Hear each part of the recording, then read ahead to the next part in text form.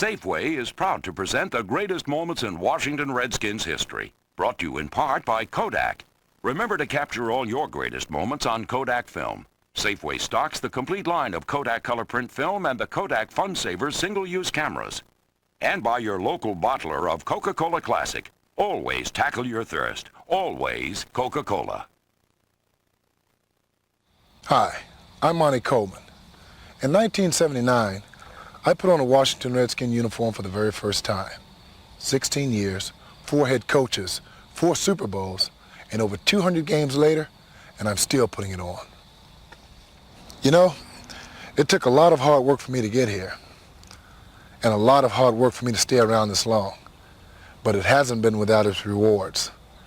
When I decide to go fishing, I'll take a lot of great memories with me.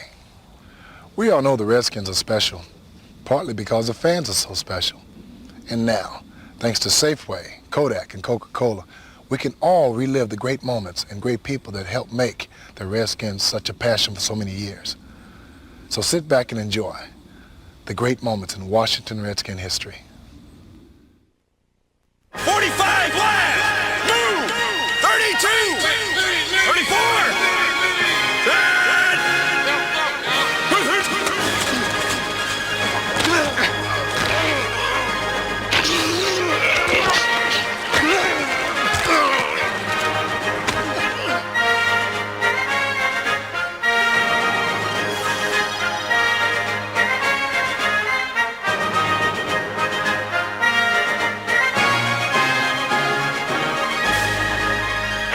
Brooks up over the left tackle spot, breaks it across the 20 to the 30. He's gone. Where's Ricky Sanders? Here he goes.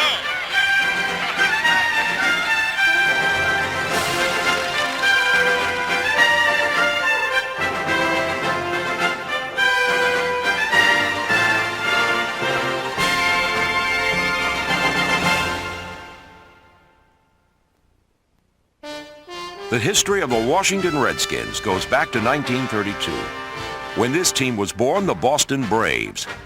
Founder George Preston Marshall renamed his team the Redskins in 1933, and in 1937 moved his club to Washington.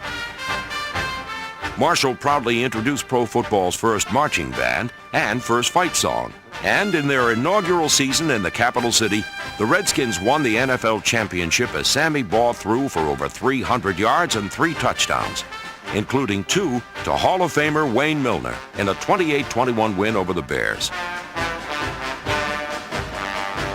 Chicago overwhelmed Washington 73-0 in the 1940 championship game. But 2 years later, the Redskins would have revenge and another world title by beating the Bears 14-6. One of the big reasons for the Redskins' early fortunes was Marshall's signing of quarterback Sammy Baugh. Sling and Sammy proved easily able to tame the wild frontiers of pro football, and number 33 earned induction into the Hall of Fame for 16 outstanding seasons in Washington.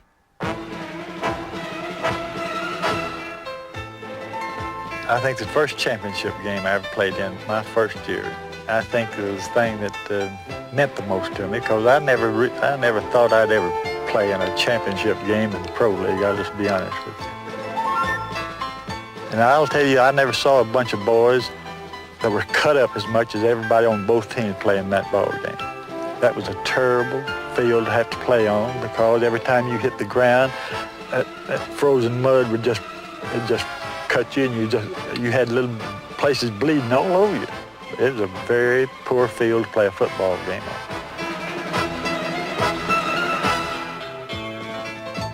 He had a charisma to attract fans.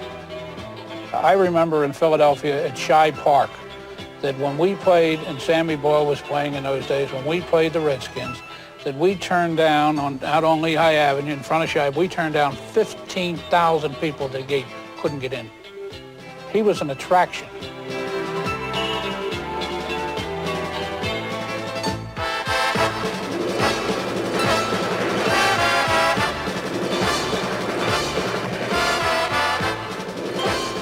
The defending Sammy Ball was almost an impossible situation. People that saw him play, I'm sure, will agree with me on that, because he threw the ball from a running position many times as he took the ball from center, short and long, in a hurry, or faking into the people, flaring out and going deep, and it made the defense a very tough situation. A boy was rushing me, and he was a good football player. That's what he was supposed to be doing, but he was hitting me with his fist, and as though he was hitting at the ball. He was coming down, and he was always catching me right in the face. And I didn't, at that time, we didn't have any mask on or anything, you know.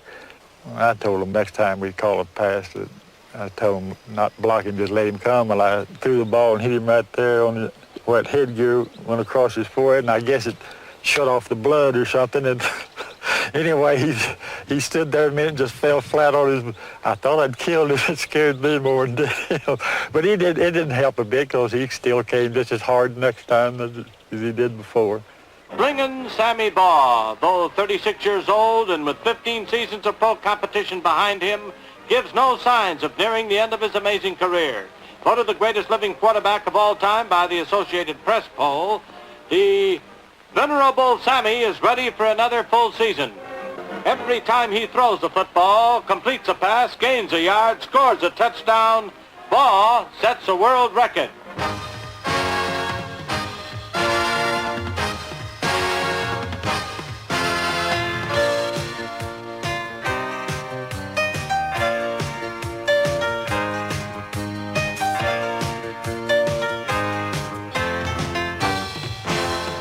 A lot of people today think of Sammy Baugh as being a great passer because of his records, and probably still has some, but he also was one of the greatest defensive backs in the National Football League. I think he led the league in pass interceptions a couple of years. A pretty fair ball carrier, the greatest quick kicker that ever lived.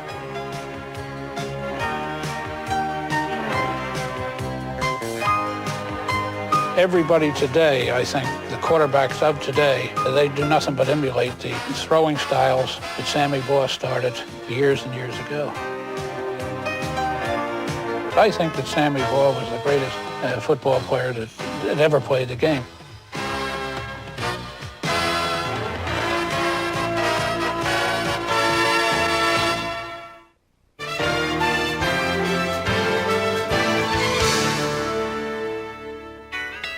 In 1955, against the Eagles, Washington was down 16-0.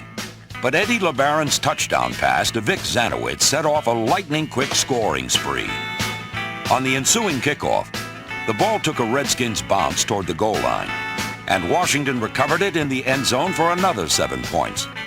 After an Eagles fumble, the Redskins moved in for their third score, and Zanowitz ran it in.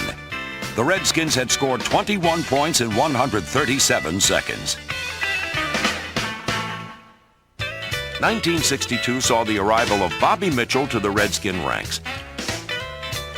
Number 49 was a halfback for 4 years in Cleveland, where he played well, but was overshadowed by the man who would become a legend, Jim Brown. Mitchell's chance to step into the limelight came with a trade to the Redskins. Success did not come easy, though, as Mitchell's first season in Washington was plagued by a position change to wide receiver, along with the pressure of being the first black athlete to play for the Redskins. I not only had to prove myself to the whites, but I had a real problem with the blacks. They expected me to be great every Sunday, which, as you know, you can't be.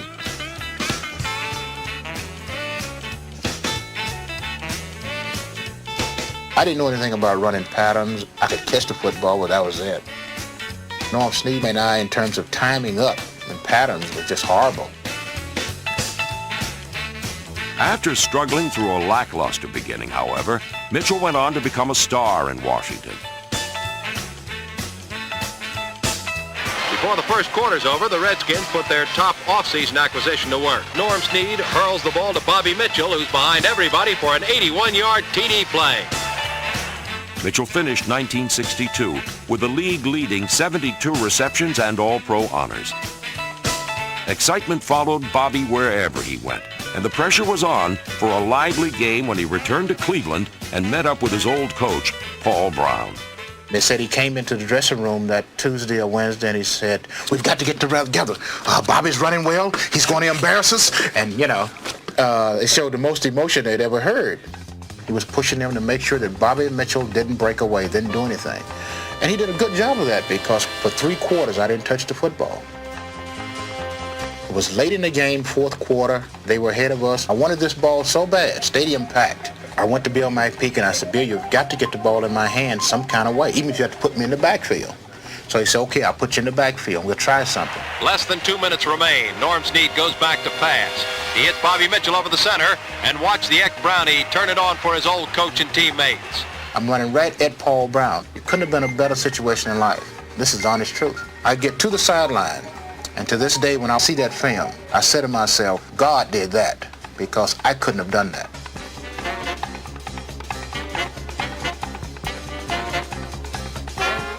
It is the most amazing run that I'd ever seen anyone do, and I'm not saying it because I did it. I think whoever would have done it, I'd say the same thing. God did that because no one makes a move like that.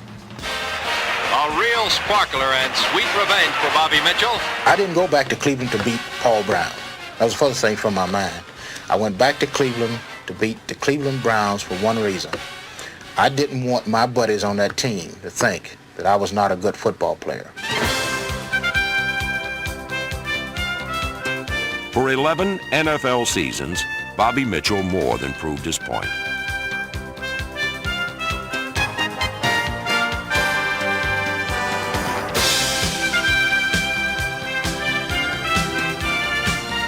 A versatile and talented athlete, Mitchell put all of his skills on the line every Sunday, making him one of the most inspiring performers ever to play the game.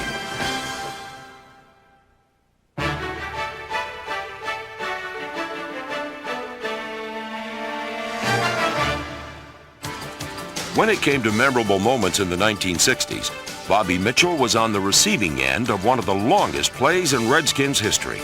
A 99-yard touchdown pass from George Izzo that tied the club record set in 1939 by Frank Filchock and Andy Farkas.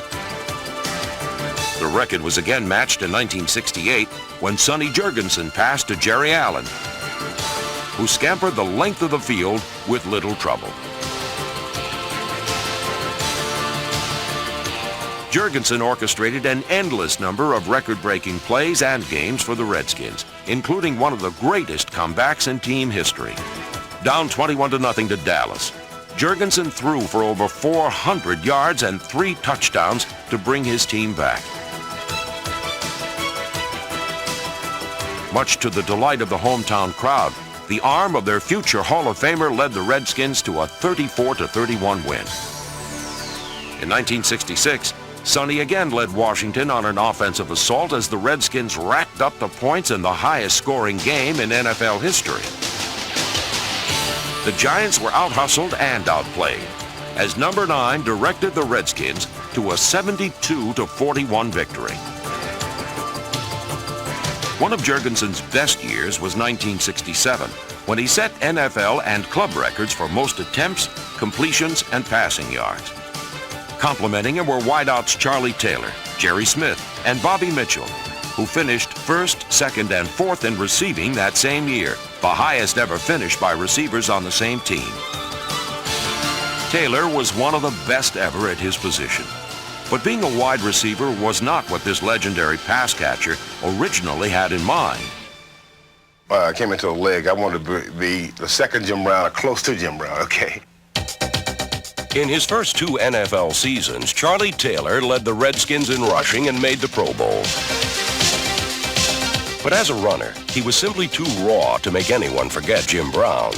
He was an undisciplined running back. He used to run by his offensive guards. He'd be out in front of them when they were going around the ends. He would pass them up. And the decision was made to not to harness that speed anymore, to put him outside where he could do his thing. I'm very happy that they did that because it gave me somebody that I could depend on and go to.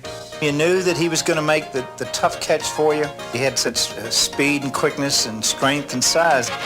Not too many people have been able to go from the running position to a receiver position. You hear a lot of people talking about it because if a guy catches the ball real well out of the backfield, oh, he should be outside as a receiver. It's not that easy. I can only think of 3 people who made that transition pretty well, and it's Lenny Moore, myself, and Charlie Taylor. Luckily, I had Bobby Mitchell, who was a great one to sort of pattern my thing after Bobby. And, you know, Bobby was a smaller guy than me, but I used some of his stuff, and it worked. I think Charlie was the epitome of competition. Charlie was a tremendous competitor. He never felt that the guy on the other side was better. The other guy on the other side, at best, was equal. I knew when I was going to have a great day. I could just look at the defensive back's eyes, and I could tell. If I had this guy in my pocket, I could tell that. Charlie had such great athletic ability. He was the best athlete on the field.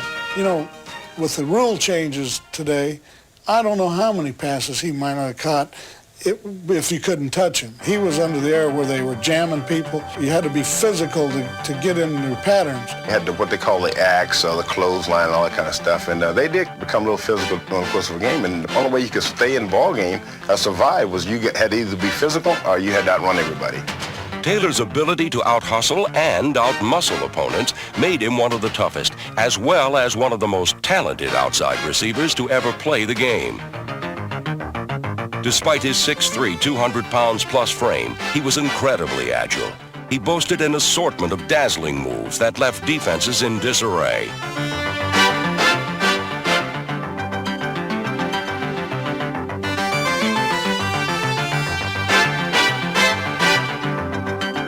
Defenders trying to halt Taylor by hurting him found that a cold slap in the face only made him more determined.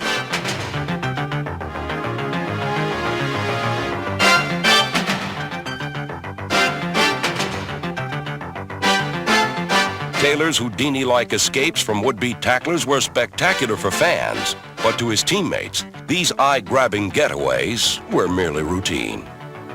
That was very commonplace for Charlie.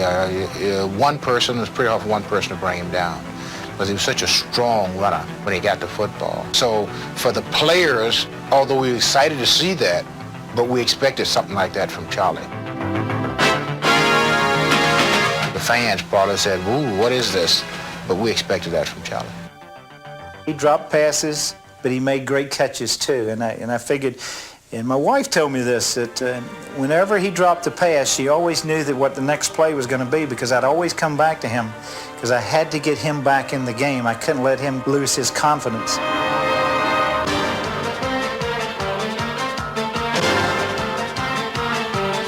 By 1975, Taylor was on the verge of catching more passes than any receiver in NFL history. But while his record-setting reception had headline-making potential, it ended up as fine print. 1975, and I'm going for the record. Second game before the season's over, we play in Dallas. The TV is at my parents' house because I'm from Dallas, so the parents are sitting around the TV with the cameras on them. When this thing takes place, they're going to pan, I guess, right to my mom and dad. So I'm pumped for the game. So is Dallas, and Charlie Waters and Cliff Harris, those guys are getting pumped too to stop this thing. First quarter, I broke 2 ribs. So I don't want to come out of the game. The doctor bandaged me up pretty good. The whole game, I did not catch a pass. Hey, my whole family sitting there waiting, ready to break out with the champagne and, the joy and everything, but it didn't take place until the fourth quarter the next week. And then everybody left the stands. I couldn't believe that. While making NFL history, Charlie Taylor also made magic. He combined soft hands with a hard-nosed style of play. His versatile skills enabled him to produce 649 career receptions. And although Charlie Taylor was never able to be like Jim Brown, few receivers will ever be able to emulate Charlie Taylor. This Hall of Famer was blessed with a gift of grab, and he displayed it with pride. I tell you what I'm proud of is that I was good enough to become an NFL player, first of all, and had the longevity to play the number of years I played, and then being respected by your peers to induct you into the Hall of Fame. That's what it's all about. I mean, you can take it as far as you can take it, but once you reach the top, then that's it. And once they induct you into the Hall of Fame, then you say, well, hey, I must have been pretty good. So I look back and say, hey, I was a hell of a football player.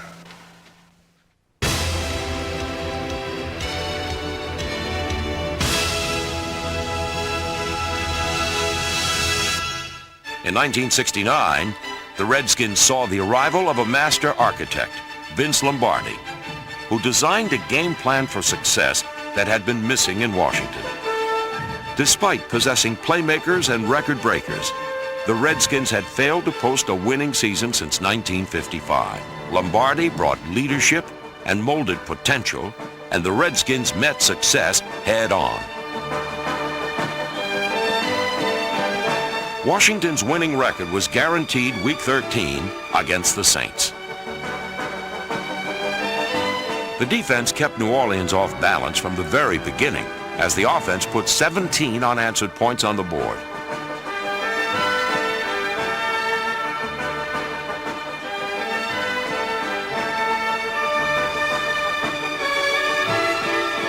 When the Saints managed to climb within 3, a forced fumble and Redskins recovery cut New Orleans' comeback bid short.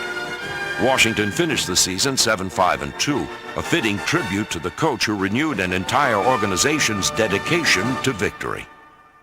Following admirably in Lombardi's footsteps was George Allen. Allen put together some of the toughest teams of the 70s, as evidenced when Hall of Fame defensive back Ken Houston stopped Walt Garrison at the goal line to secure a win over Dallas. In a decade filled with accomplishments, Larry Brown, number 43, became the first Redskins back to rush for 1,000 yards in a season in 1970, and also was the first Redskin to capture the NFL's rushing title since Cliff Battles in 1937. With players like Brown, the Redskins won more games under Allen than in any other previous period in team history. The most significant of these victories was the 1972 NFC Championship game against Dallas. The Cowboys were the reigning Super Bowl champions, but Washington proved to be the better team.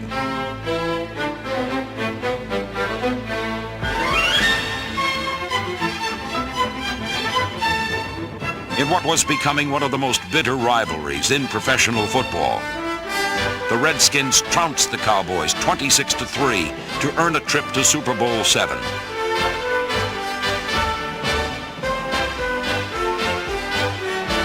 Washington faced the undefeated Miami Dolphins in a hard-fought defensive struggle, highlighted by Mike Bass's return of Garo Yepremian's misplayed field goal attempt for the Redskins' only score.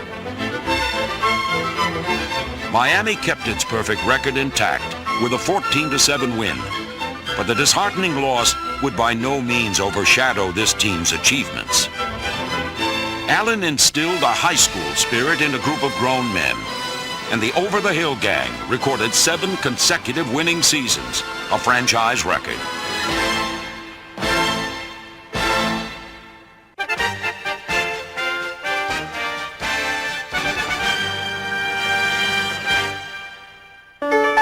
Each fall, a classic NFL rivalry is renewed between timeless and stately Washington, D.C. and aggressively modern Dallas, Texas. Since the early 70s, epic battles have been waged on the playing fields of RFK and Texas Stadium for supremacy of the NFC's Eastern Division.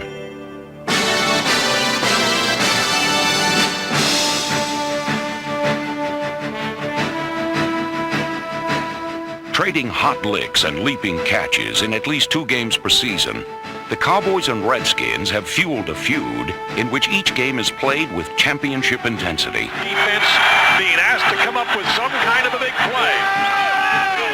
I can't believe they're going to pass the ball. I can't either. 2nd and 8. They are. He's going to pass. He's in the end zone. He gets the ball batted, gets grabbed, sacked there.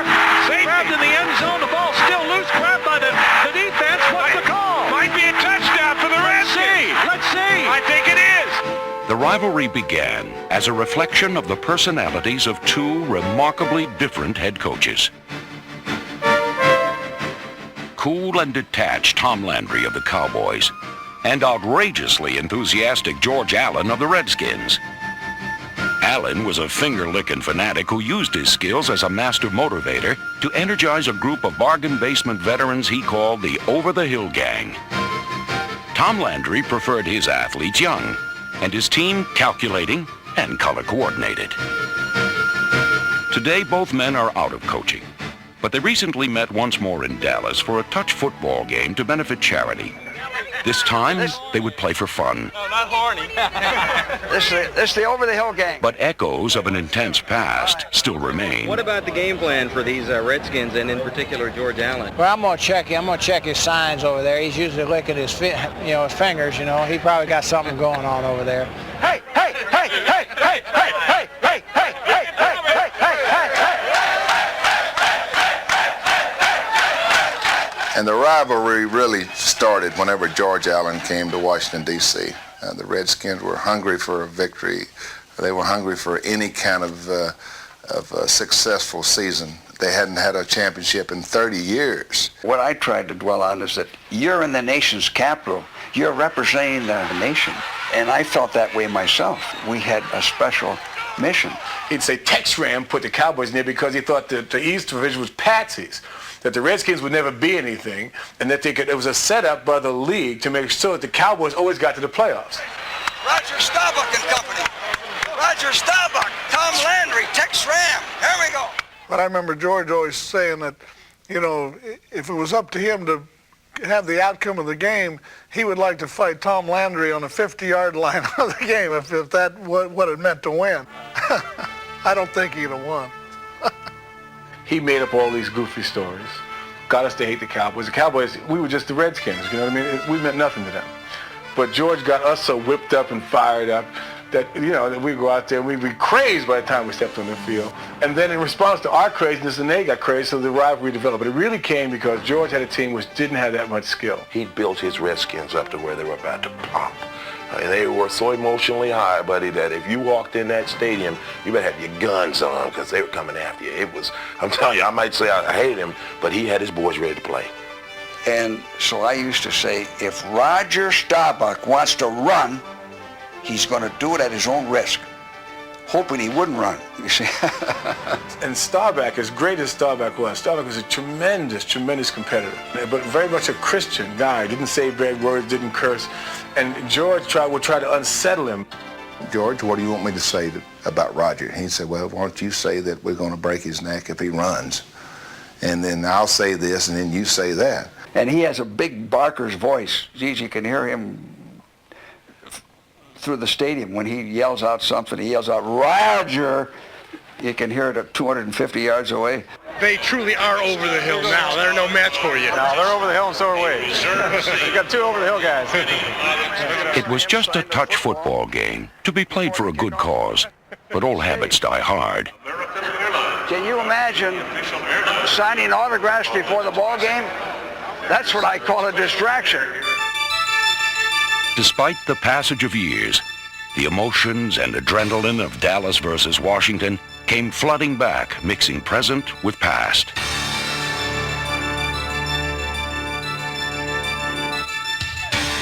Just remember this, 40 men together can't lose, okay? You were always tougher and smarter and together, see? And now, 15 men together can't lose. What do you say?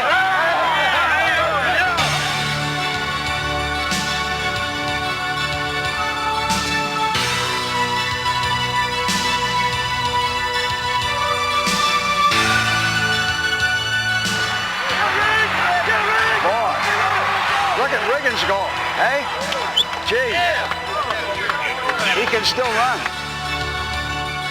And the Cowboys and Redskins could still mix it up. As some of the old animosities were still bubbling close to the surface. Hey, you slap me in the face again, I'm going to slap you in the face. Line up. Arnold, don't do it anymore. Just like the old days, the Redskins gave Roger Staubach a hard time. And just like the old days, the Cowboys had all the best athletes.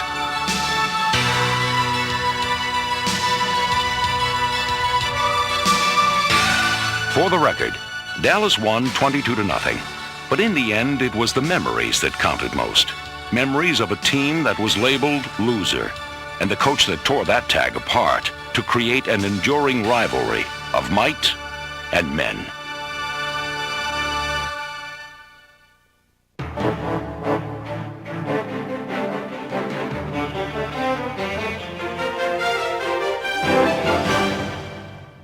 Mr. George Allen transformed Washington into a winner, Joe Gibbs turned the Redskins into champions. Brought in by Jack Kent Cooke, majority owner since 1974, Gibbs launched the Redskins into their greatest era of success. The dramatic conclusion of the 1982 season opener in Philadelphia, decided in overtime by Mark Mosley, was a sure sign of things to come. Snap, hold is good. Kick is up long enough. It's good. Mark Mosley's toe has won it in overtime. Mosley's field goal, however, would not be his only magic moment.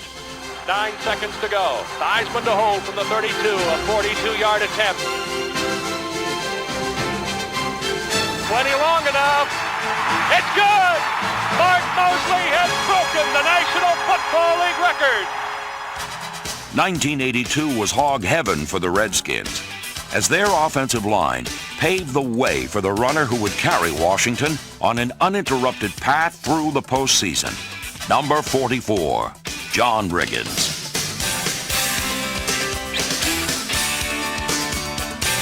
Against Minnesota, Riggins rushed for 185 yards, a club playoff record, as the Redskins offense took charge. With a 14-point lead in the fourth quarter, Riggins secured his team's spot in the NFC Championship game. Riggins gets the carry, coming near side, cuts back against the grain to the 30, to the 35, breaks it loose to the 40. He's to midfield, down to the 45 of the Vikings. Big run, John Riggins. After Riggins took a well-deserved bow in front of the 54,000 who had cheered him on, both he and the fans turned their attention to their next opponent and their most hated foe. Still goes. 50,000 people screaming, "We want Dallas." Time to pull up those socks, defense. Let's see what happens. Gets the snap. Back. Blitzes on. Fumble the football. Danny White looks like he's knocked out. Oh, he is out. The Cowboys never stood a chance against a Redskins team with their sights set on victory and the cheers of their fans reverberating throughout RFK. Makes the door set. Hit the ball well. Set up a screen. Batted in the air. Picked off by Darryl Grant. Touchdown, Washington Redskins. I don't believe it. Oh, what a play. Washington's 31-17 win was one of the biggest in team history and propelled the Redskins into their second Super Bowl.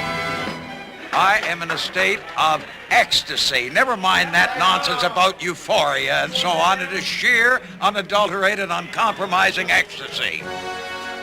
Washington had climbed to the top of the NFL, with only one more team to beat to be considered the best in pro football.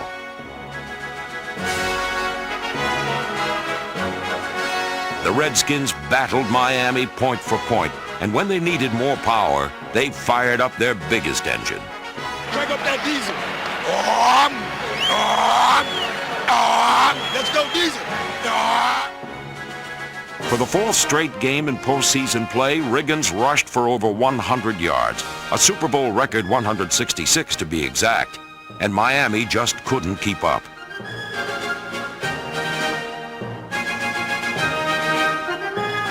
Even when everyone in the stadium knew number 44 would carry the ball, Riggins proved unstoppable. Here comes the diesel. Here comes the diesel. Should come with John Riggins right up the middle. Shot! Yellow 41! Yellow 41! Hut! There's the snap, and to Riggins. Good hole. He's got the first down to the 40. He's gone. The 35, the 30, the 20. He's gone. He's gone. Touchdown, Washington Redskins.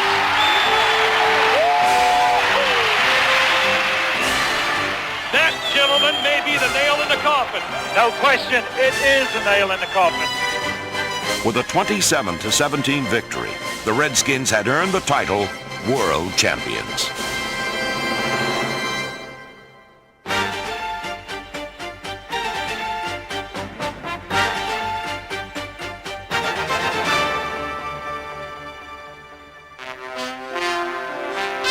Few players ever aroused as wide a range of feelings as Joe Theismann did.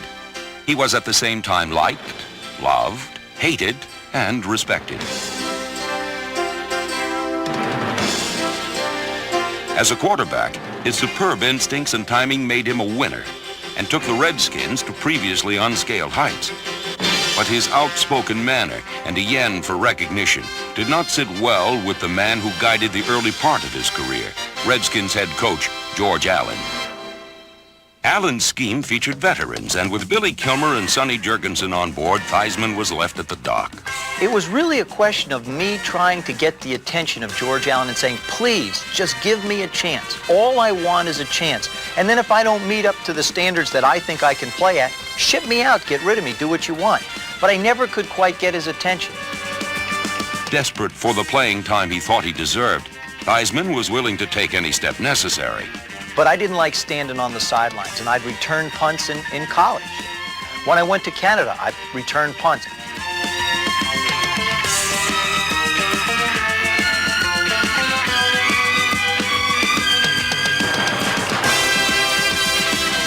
I never had the great return or the great run, but I finally felt like I was actually contributing to the football team. Theismann did ultimately earn the starting job, but remained on the outside.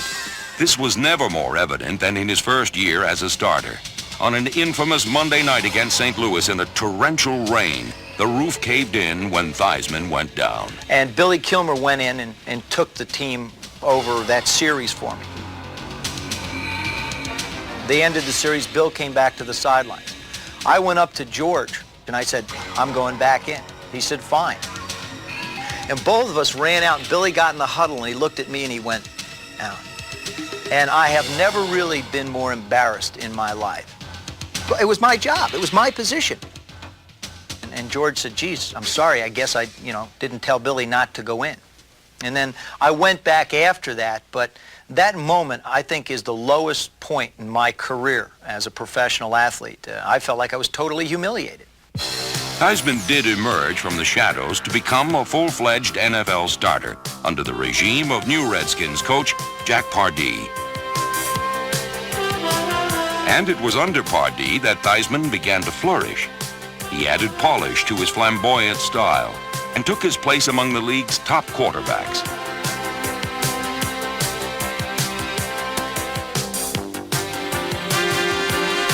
Well, the difference in those years was that Joe Theismann felt he could win the game himself each play. And it showed in his play. When he got to the Redskins and got under Joe Walton, who was the offensive coordinator, Joe Walton really started Joe Theismann on his way. He disciplined Joe Theismann to becoming a team quarterback. And when Joe Gibbs came, that just continued.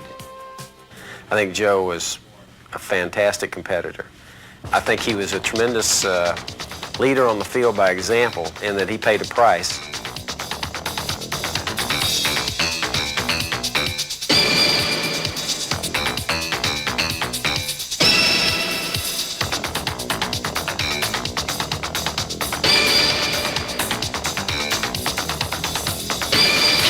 We had 3 interceptions in the first half against the Giants at our place. Had his 2 front teeth knocked out in the first half. I mean, totally knocked out right here, knocked off right across. I see the guy, and I'm looking at him, I said, man, if there's a time you take it to the house, it would be right now, you know what I mean? You're going to come back and fight another day. And Joe turned around in the second half and led us down the field for the final score. We won 15-14 or something.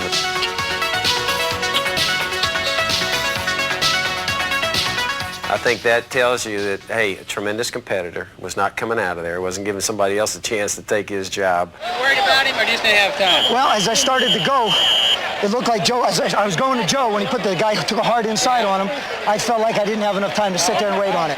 I tried to take the most pride in what I considered the art of quarterbacking. I didn't have the strongest arm, although I tried to think I did. I'm throwing the hell out of the football. It's got juice on it, you know what I mean? The ball is humping. I tried to just be as good a tactician as I could be. Here we go. Give me a huddle. Come on, let's make a huddle. Don't wall around. Make it a class huddle. Let's go. Come on, get in here. Let's put it in. Near left, 50, gut on red. Ready? Liz! Rip!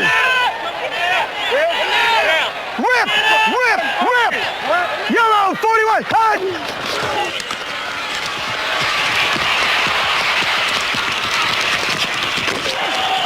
Nice block, Joey! Nice block! While never at a loss for words, Theismann commanded respect by displaying a willingness to do whatever necessary in order to win. And with their quarterback sacrificing his body, the Redskins ultimately made it to center stage. We've busted our ass. We've worked harder than anybody to get here. Nobody can beat us in a team, and it's worth $70,000 and a big ring. Despite a solid game, it is not touchdown passes which dominate Theismann's memory of the win. I'd have to say that the one play that, to me, sort of personified an entire career for Joe Theismann happened in Super Bowl 17. It wasn't a touchdown pass. It wasn't even an offensive play. It was when Kim Bokamper tipped a ball up in the air on my left side. And it felt like time stopped. I really felt like I went into a time warp, and it became slow motion. And then all of a sudden, I managed to reach my hand out in between his and knock the ball away and make a defensive play, saving what would have been a reception for him and a touchdown, and really would have put us, I think, in a heck of a hole that we would not have been able to overcome. And I think, in my mind, that's the one that typifies what Joe Theismann's career was all about in football. The beauty of Joe Theismann's career in football came from his sensational risk-taking. There was rarely a dull moment with time on the clock and Theismann on the field. But in an ironic twist of fate, it would be an unconventional play which would bring an end to his career. I almost thank Lawrence Taylor because it was a blessing in disguise. It was time for Joe Theismann to leave the game. I know now that I could not have made that decision on my own. I would have been like Joe Namath, or John Unitas finished his career in San Diego, or O.J. Simpson in San Francisco. So what happened to Joe Theismann was not a tragedy, but really a blessing in disguise. As prolific as Theismann's career was, it was tempered by the personal feelings he inspired. His rah-rah style was seen by some as showboating, yet he was the NFL's MVP in 1983. He began as a bench warmer and ended up a bellwether, completing over 2,000 passes for 25,000 yards. Whether loved or hated, shunned or embraced, Joe Theismann remains, above all, a winner.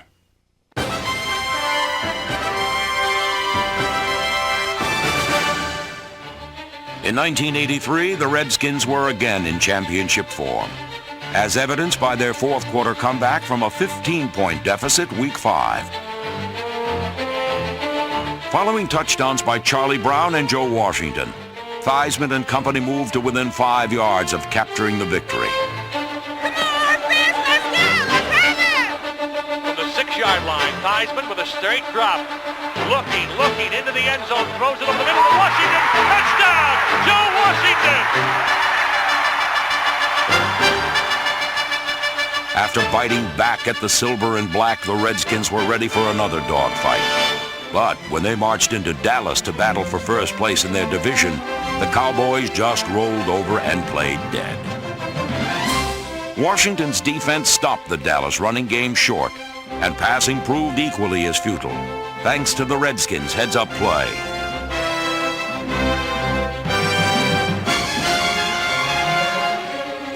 Washington's offense, however, showcased a balanced attack with touchdowns by 4 different players, including Clint Didier and Art Monk. Theismann's going to pass. He's going to dash out here. Going deep. He's got Art Monk at the 5. Touchdown, Washington Redskins. The Cowboys all looking down there picking at artificial grass. He wasn't my man, no. With a 31-10 win, the Redskins stood alone atop the NFC East. This team's continued success was a result of the talent and determination of its players and the support of the fans who went hog wild over their team. And why not? After finishing with the best record in pro football for the 2nd straight year, Washington blew away the Rams 51-7 in the first round of the playoffs. With a 24-21 win over the 49ers, the Redskins again were NFC champions. The high caliber of football this team displayed throughout the 80s was epitomized by the play of wide receiver Art Monk, who took catching the ball to new heights in Washington. 3rd down and 5, long 5. Back is Theismann, straight drop, steps up, fires it down the far side. He's got it complete to Monk. There's the record at the 30. He's down to the 20, inside the 20, and out of bounds at the 17. Art Monk has just broken the National Football League record for receptions in a single season. The crowd is on its feet.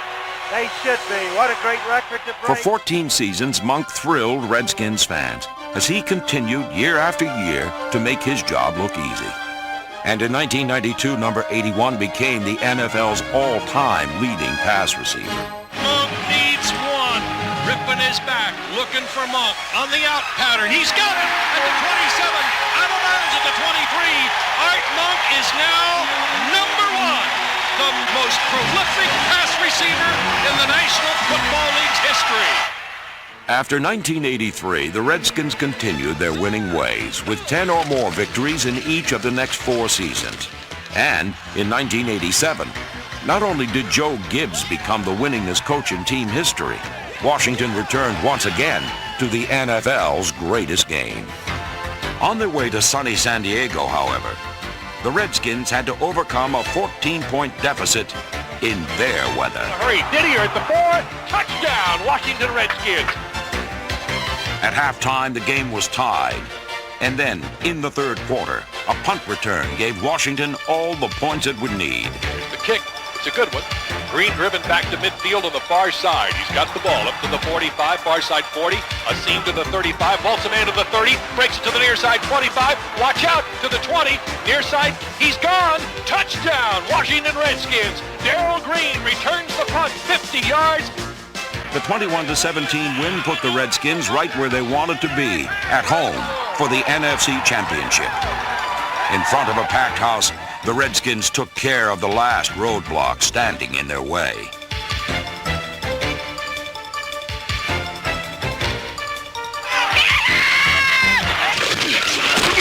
Back is Williams, looking right, fires it into the end zone, touchdown, Washington Redskins. 1 down to the Super Bowl. 4th down and 4. Wilson takes the snap, looking left, throws it into the end zone, batted away, incomplete. Redskins are going to the Super Bowl. The Washington Redskins are the National Football Conference champions. They are going to San Diego. The Redskins had made it to their 3rd Super Bowl in 6 years and were ready to capture another NFL crown. The Broncos took an early 10-0 lead, but Washington countered with an offensive explosion never before seen in a Super Bowl. Play action fake. Williams going up top. Got Sanders on the fly at midfield. He's gone unless they can catch him. Touchdown, Washington Redskins. Doug Williams threw for 340 yards and 4 touchdowns, earning Most Valuable Player honors, as the Redskins seemed to score at will in the 2nd quarter and set no less than 20 new Super Bowl records.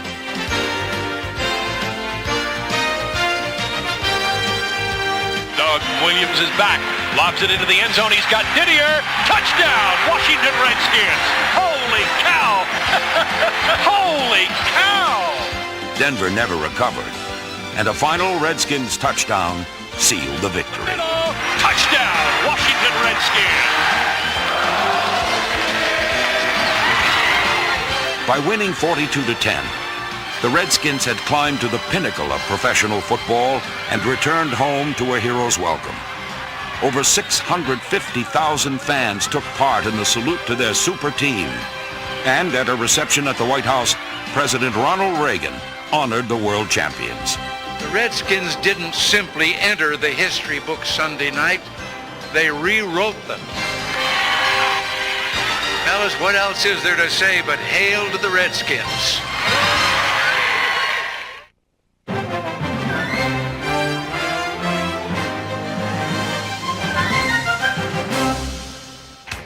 "25 years had passed since the Redskins' greatest comeback against Dallas. But in 1990, when Joe Gibbs found his team facing circumstances just as bleak, the Redskins came up with another miracle. In 1965, Sonny Jurgensen had worked the magic. This time, Jeff Rutledge was the one who made a 21-point deficit disappear. Rutledge passed for 363 second-half yards, and with time running out, ran in the tying score himself. Rutledge on the draw. Back up to the 5. He's diving. Touchdown, Washington Redskins. Well, unbelievable. Chip Lowmiller provided the game-winning points in overtime. Snaps a little low. Rutledge has got the hold. The kick's up. It's long enough. It's good. Redskins have beaten the Detroit Lions with one of the most dramatic comebacks we've ever seen. Joe Gibbs' teams had already provided great comebacks, an endless number of All-Pros, repeated trips to the playoffs, and 2 Super Bowl victories. But in 1991, his team dominated the game like never before. The 1991 Redskins started off with 11 straight victories, allowed only 9 sacks all season, sent 8 players to the Pro Bowl, and won the most games in franchise history. The Redskins began the playoffs against Atlanta, and Washington's capital defense reigned all over the Falcons. The Hogs were right at home in the mud and opened up huge holes for the running game.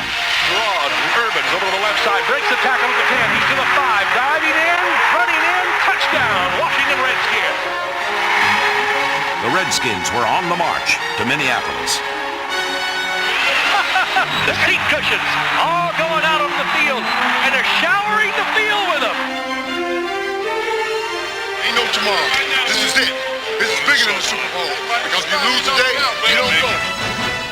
The Lions were no match for Washington, and the Redskins won easily, 41-10.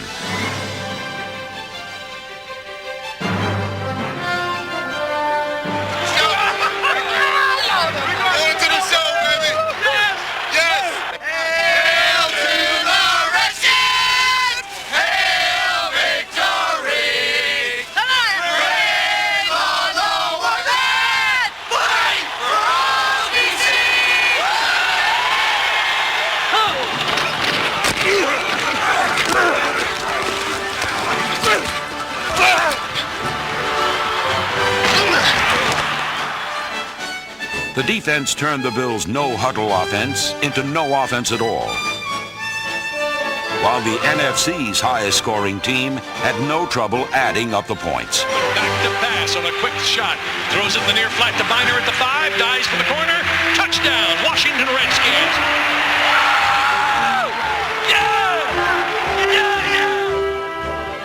This Redskins team had led from September to the Super Bowl and never strayed off course. With a final score 37-24, the 1991 Redskins had captured another NFL crown, and in doing so, paid tribute to the great teams and great men who had come before them, by proving that the winning tradition of the Washington Redskins will always continue.